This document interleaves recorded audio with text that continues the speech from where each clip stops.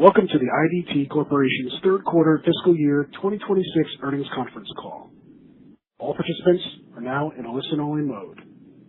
A question and answer session will follow management's remarks. Anyone requiring operator assistance during the conference call should press star zero on your telephone keypad.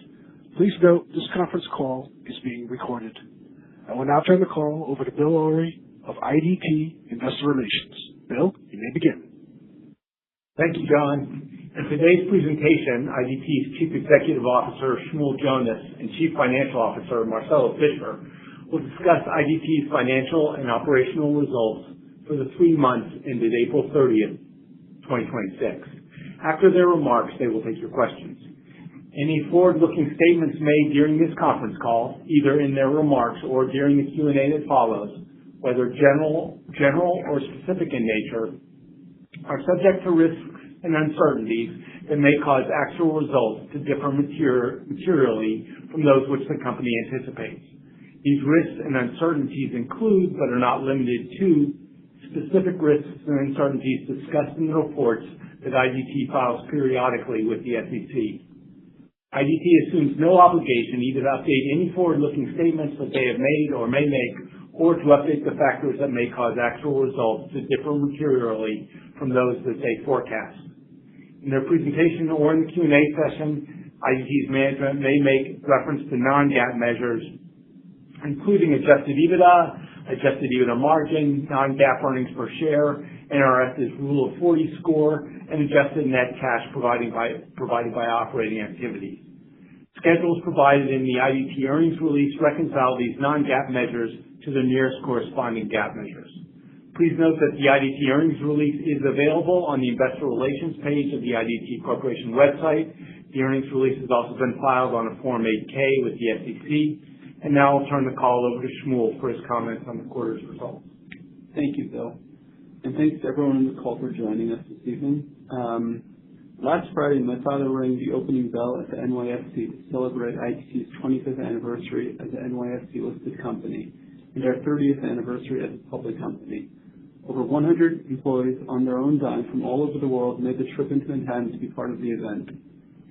After the event, I agreed to reimburse them, but I wanted only people to come who genuinely wanted to be there. I'll be honest, I wasn't sure what to expect going in, and as you can tell from my notoriously short speeches, I don't really like long-winded events. But the moment we approached the exchange and my father saw the IDT sign and smiled at me, something shifted for me. The NYSE team had done something really special. They pulled together photos and documents from our past listing anniversaries, creating a timeline of the people, the documents, the history of IDT. And it was a very proud moment. What struck me most throughout the morning was the pride of being part of an organization that has stayed relevant and innovative throughout those 30 years, including the spin-off of 5 public companies, and that has consistently delivered for employees and shareholders alike, although not always in a straight line. IDT's year-over-year revenue and earnings growth was again powered by the continued expansion and operating leverage of our 3 higher-margin businesses, paired with another quarter of steady cash generation from our traditional communications segment. Consolidated revenue grew 5% to $315.7 million. Gross profit grew 9% to $122.5 million, with gross margin expanding by 170 points to 38.8%. A record quarterly high. Income from operations grew 12% to $29.8 million, and adjusted EBITDA grew 13% to $37.5 million. Based on our year-to-date performance and forward visibility, we are raising our full-year FY26 adjusted EBITDA guidance to $150 to $152 million, representing a 15% growth at the midpoint over fiscal year 2025. NRS recurring revenue grew 22% year-over-year, and monthly average recurring revenue per terminal increased approximately 10%, driven by merchant services and SaaS fees. We expect both categories to continue driving growth in the coming quarters. The terminal network now stands at over 39,000 active POS terminals, and payment processing accounts are also above 29,000, up 14% year-over-year. NRS Rule of 40 score was 50 in the quarter, reflecting a healthy balance between growth and profitability. After the quarter closed, we acquired a controlling stake in Encore Digital, a digital media brokerage. Encore's platform, demand relationships, and publisher network will be integrated with NRS's Screen network, and first-party transaction data to create a more competitive retail offering. Our digital channel revenue growth rate accelerated in the third quarter compared to the second quarter. Digital transactions grew 20% year over year, and digital send volume, the actual dollars our customers are moving, grew 40%. We gained market share following the implementation of the new federal remittance tax as customers sought reliable, cost-effective alternatives. Net2Phone continued its growth trajectory with subscription revenue up 12% and total revenue up 11%. Seats served reached 441,000, up 6% year over year, with CCaaS seats growing faster than UCaaS, driving revenue per seat higher. Gross margins expanded 130 basis points to 80.6%. Most significantly, income from operations was up 76%. We are gaining traction with our AI offerings and expect them to become accretive growth drivers in fiscal year 2027. All Net2Phone offerings will also benefit from the recent release of Integrate by Net2Phone, an integration layer that enables our clients to easily, through a straightforward no-code interface, use our offerings with the tools they already work with every day, such as popular CRMs and ERPs and much more. Our traditional communications segment continued its role as a reliable cash generator. SG&A declined $2.6 million year over year as we continue to right-size the cost structure, and adjusted EBITDA was essentially flat at $19.7 million. IDT's global revenue grew 11%, partially offsetting the expected decline in Boss Revolution calling. Across all our business segments, we are integrating machine learning and AI tools to better understand and meet the expectations of our customers, develop and provide new features faster, better, and cheaper. Additionally, we are enhancing customer service, refining pricing strategies, accelerating product launches, creating marketing campaigns, and streamlining back office operations, to name just a few. We expect that our AI efforts in some cases will serve as the basis for AI offerings that we can sell to our customers. 30 years ago, IDT was a scrappy long-distance phone company. Today, we operate a POS network serving nearly 40,000 independent retailers, a growing digital remittance business, gaining market share in real time, and a cloud communications platform with AI capabilities, and a traditional communications segment that continues to generate meaningful cash. Thank you all for your continued confidence in IDT. Marcelo will now walk through the financial details. Thank you, Shmuel. My remarks on our third quarter fiscal 26 results will focus on year-over-year comparisons in order to set aside the seasonal impacts on our business. As a reminder, our fiscal third quarter, February through April, have just 89 days, roughly 3% fewer days than our other fiscal quarters. With that as context, we were very pleased with our consolidated performance. The third quarter extended the trajectory that we have been on for several years. The underlying growth dynamic at IDT remains in force. Our consolidated results increasingly reflect the growing contribution of our three higher margin growth segments, NRS, FinTech, and Net2Phone, even as our large traditional communications segment becomes relatively less impactful.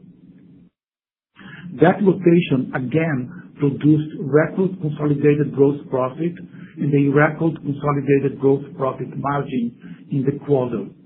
Gross profit increased 9% to $122.5 million, and our gross profit margin expanded 170 basis points to 38.8%. Let me put that rotation in number terms. Our three growth segments contributed $107 million of revenue in the quarter, about 34% of our consolidated total, up from 30% a year ago. Because the combined gross margin is far higher than that of traditional communications, that shift continues to generate substantial operating leverage as the revenue scales.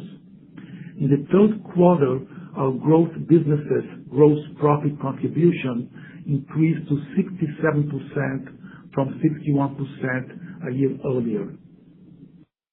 The combined adjusted EBITDA from NRS, FinTech, and Net2Phone grew 27% year-over-year to $20.5 million. In aggregate, our three growth segments generated 55% of IDT's consolidated adjusted EBITDA in the third quarter, up from 49% in the year-ago quarter. Because these segments still account for only about one-third of our revenue, that rotation has a long way left to run.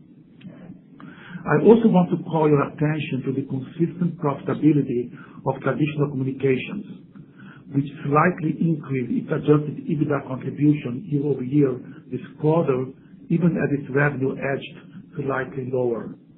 This segment will remain a reliable contributor to our cash generation for many years to come. On the balance sheet, we ended the quarter with $251 million in cash equivalent, and current debt and equity securities exclusive of restricted cash. Last week, our board declared a quarterly cash dividend of $0.07 per share. We also continued to repurchase shares opportunistically during the quarter, repurchasing approximately 84,000 shares for $4 million. Our growing free cash flow and debt-free balance sheet let us keep investing in our growth initiatives while returning cash to stockholders, and we expect to continue doing both. In terms of our outlook, given our results through the first 9 months of the year and our visibility into the fourth quarter, we are again raising our full-year fiscal 26 guidance for consolidated adjusted EBITDA from the $147 to $149 million range we provided last quarter to a new range of $150 to $152 million. At the midpoint, this $3 million increase represents 15% growth over our fiscal 2025 adjusted EBITDA of $131.7 million. This latest guidance raise reflects both the increase in operating leverage we are seeing in our growth segments and the resilience of traditional communications contribution. To sum up, this was another quarter of disciplined, profitable growth, and we are carrying real momentum into the close of our fiscal year. Just to finish up on a nostalgic note, as Shmuel mentioned, this year is our 30th year as a public company. So naturally, I had to take a look at IDT's first annual 10K report from 30 years ago, 1996. That year, IDT reported revenue of $58 million and a net loss of $16 million. Today, even after spinning off 5 public companies, we are generating 22 times the revenue and over $100 million more in net earnings. I am especially pleased by our performance over the past few years. In fiscal 2021, just 5 years ago, IDT reported $75 million in adjusted EBITDA.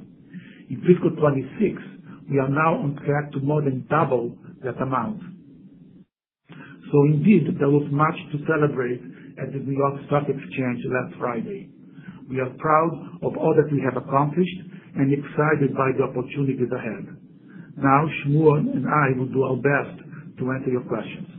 Operator, back to you for Q&A. Thank you. The question and answer session will now begin. If you would like to ask a question, please press star 1 on your telephone keypad. A confirmation tone will indicate your line is in the question queue. You may press star 2 if you would like to remove your question from the queue. For participants using speaker equipment, it may be necessary to pick up your handset before pressing the star keys. One moment, please, while we assemble the roster.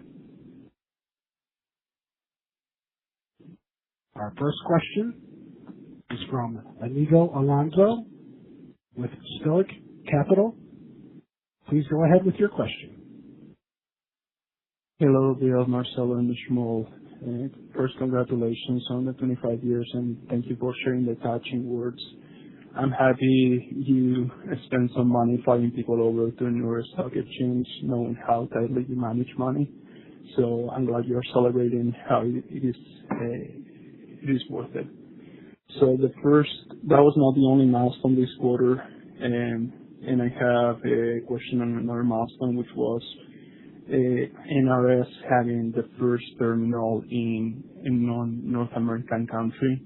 So this quarter, Colombia was the first country where you had an NRS terminal. I'm wondering why you selected that country, and is it beta testing? How should we think about the growth of NRS in that country? The real answer is we could have selected, a bunch of different countries to have an expansion, and we have, some partners there that, suggested that we try it there, and we decided, why not? Okay. I would like to ask you another question on Encore and the acquisition. And we know that advertisement has been a challenging industry in the last few years, with so many streaming services offering screen time, and you have suffered those consequences. Now, with this acquisition, how should we think about advertisement in NRS? What can we expect of it? I mean, listen, we definitely think that they are going to be, a help to our advertising group. I mean, they have, a lot of expertise internally that we as a company didn't have. They have a lot of relationships that we as a company didn't have.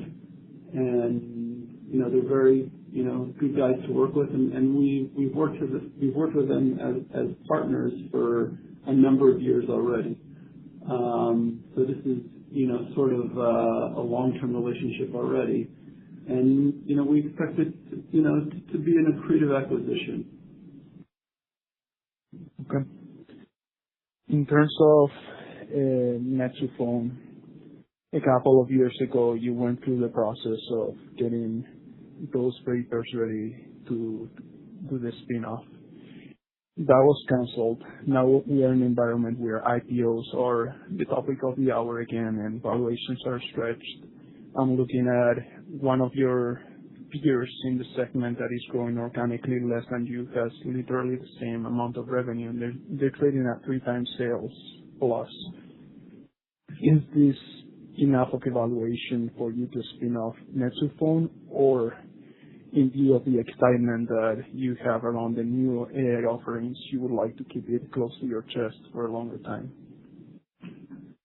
It's a good question. I'm not prepared to really give an answer on today's call. I mean, I would definitely say that, it's becoming, more, appealing to possibly do something.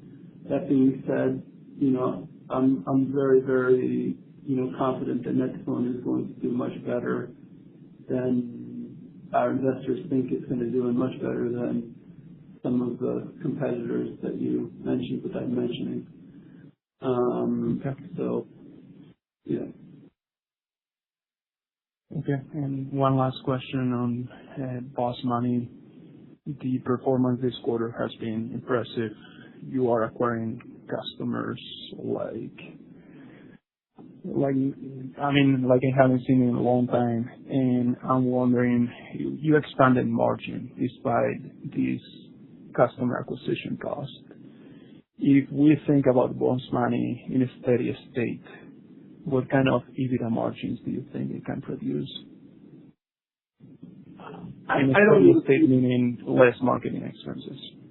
Yeah, I don't know the answer to the question. I mean, we had, relatively good margins, I agree. We try to, be opportunistic, when we can be. And, by the same token, we're very, I'll say, sensitive to the fact that, We want to continue to have our customers for a long time and continue to attract new customers. And to do so, you cannot have, prices that aren't, correct in the market. But Marcelo has a couple of things that he would like to say about it as well. Hey, Inigo.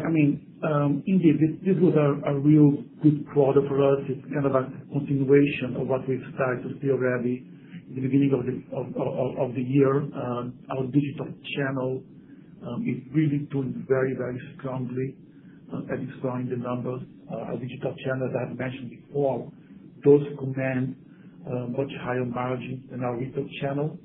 And that shift in channel continues.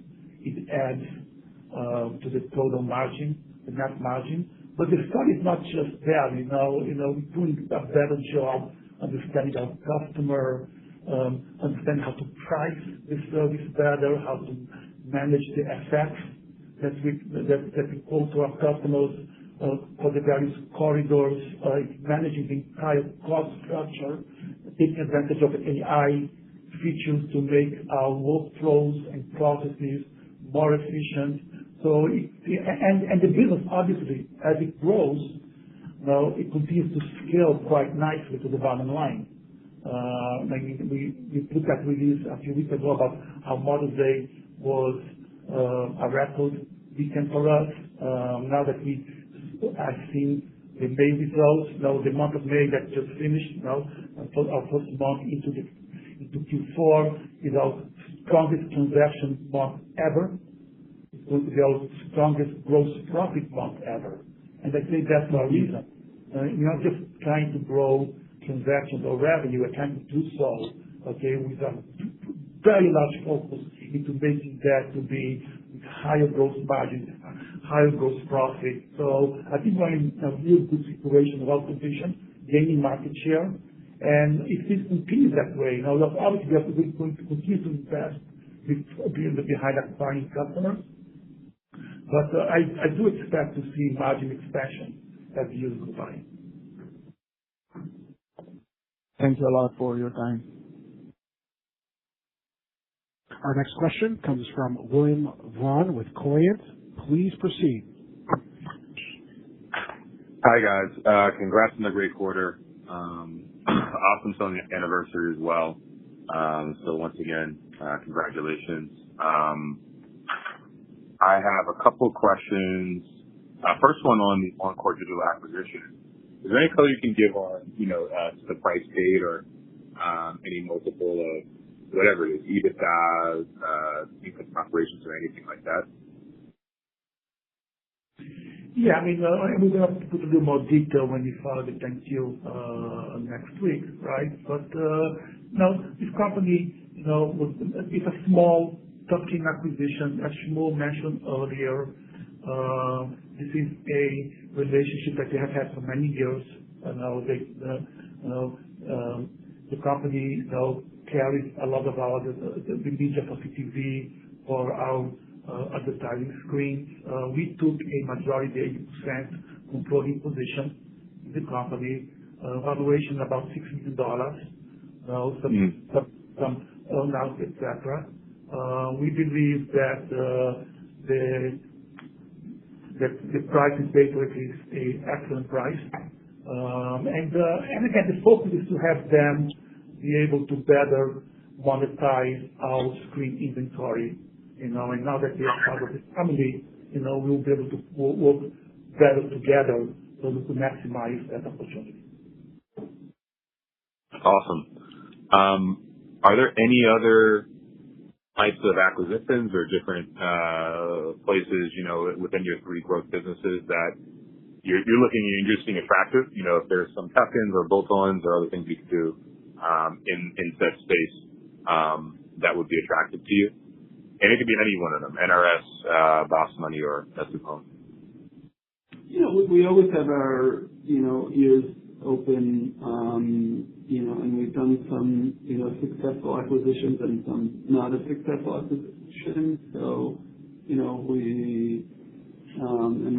might have dodged the bullet with some of our acquisitions too. So it didn't happen. So,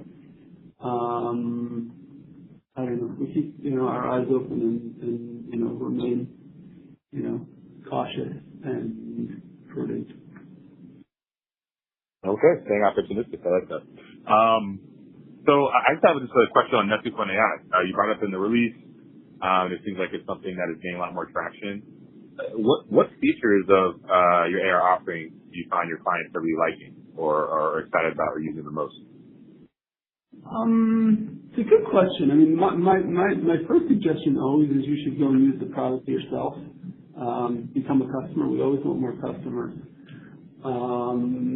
And again, what I think is really exciting is really first of all, like for everyone, there's continuous advancements in it.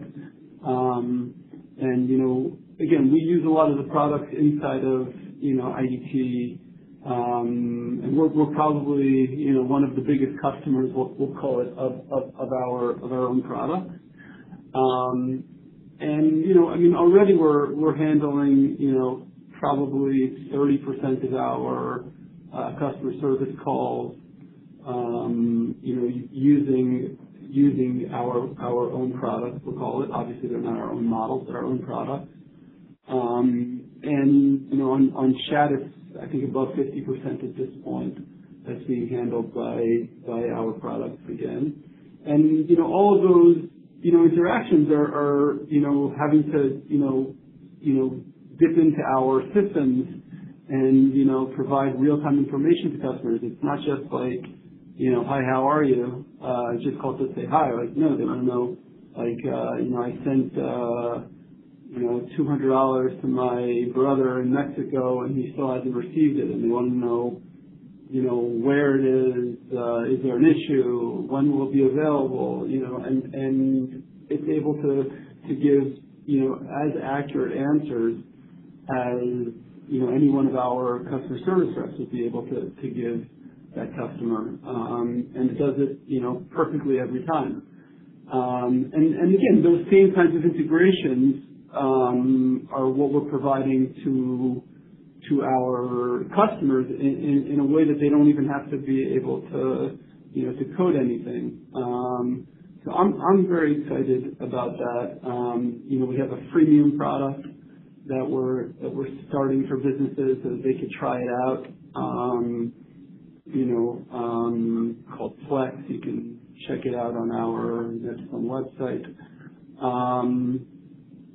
I think they're doing great things, and I think it's really like not even early innings, it's like pre-innings, but the warm-ups are super impressive, and already we're selling tens of thousands of dollars a month of product to customers outside of IDT, besides what we're using ourselves here.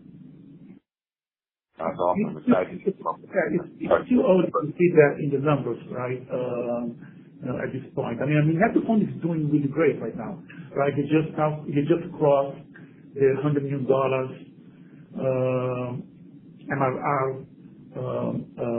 revenue barrier. So now we are pleased about that. For the month of May, for them was the best month ever in terms of new sales, and they are going to show that the AI element is becoming a large portion of those new sales.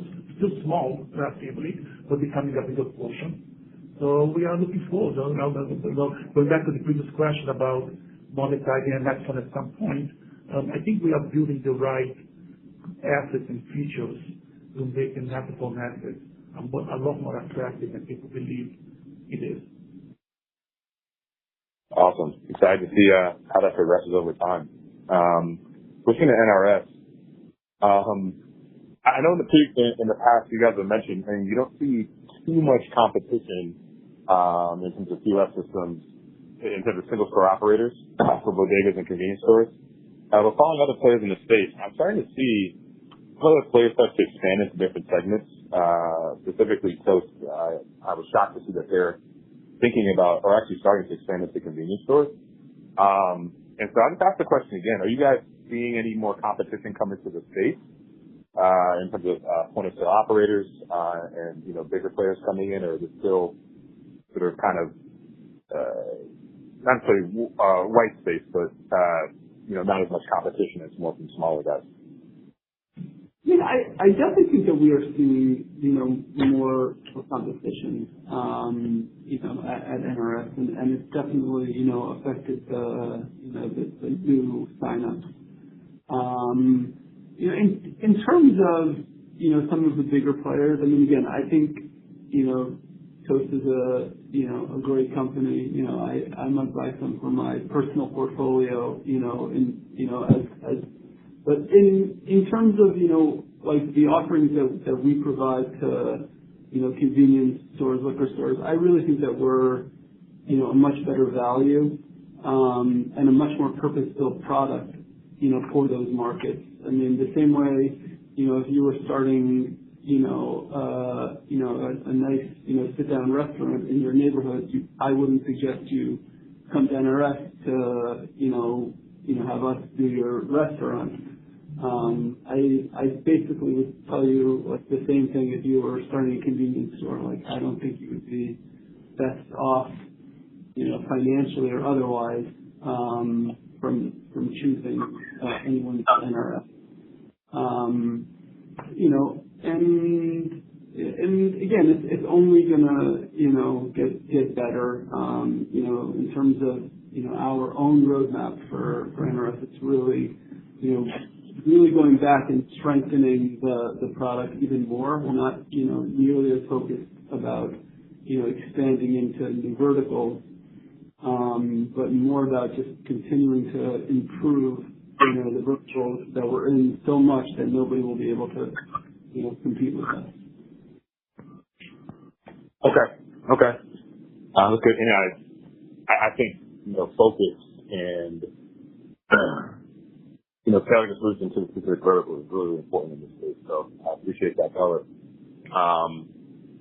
Moving to Boss Money, love to see the growth, love to see the increased gross profit and the shift from retail to digital. I also saw that there's a healthy investment in marketing and new customer acquisition. There are other digital players in the space, which I brought up before, who are growing as well.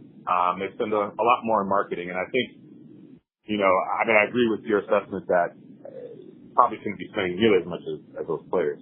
But I guess I'm curious to hear your thoughts on, maybe not spending a ton in terms of marketing, just in general, customer acquisition and new customer acquisition, but let's say for specific verticals, does it make sense to be more aggressive in verticals where you are on the precipice of high market share and gaining dominance in those verticals, like specific countries? Or do you think it makes more sense to try to attack specific verticals and countries where you have a very low market share, but broaden the reach to more and more countries? Like, how do you guys think about that dynamic? It's a good question. Again, I think we to some degree try to do, a little bit of both. If I understand your question correctly, I wouldn't say, in terms of like send countries right now, we're really obviously, only from the USA as opposed to some of, our larger competitors who are really much more global, in terms of, send out, countries. I think that, over time we would like to expand, into other countries, on a send out basis as well. In terms of like our penetration into, we'll call it countries that you send to, we definitely take a market by market, approach to it. And, we do offer, better pricing, more incentives, et cetera, to customers, in certain destinations than we do to others, either because, there's more profitability to that country over time, or because, we're trying to get to a certain, critical mass, we'll call it, inside of that country, so that we get the benefits of being a larger player. Again, we have really good competitors, in that business as well. So, every day, we have to, come in and, win customers over with, honest, good pricing and great service. And because if we don't do that, we won't have a business. So, that's really our main focus. Luckily speaking, it seems to be working. Awesome.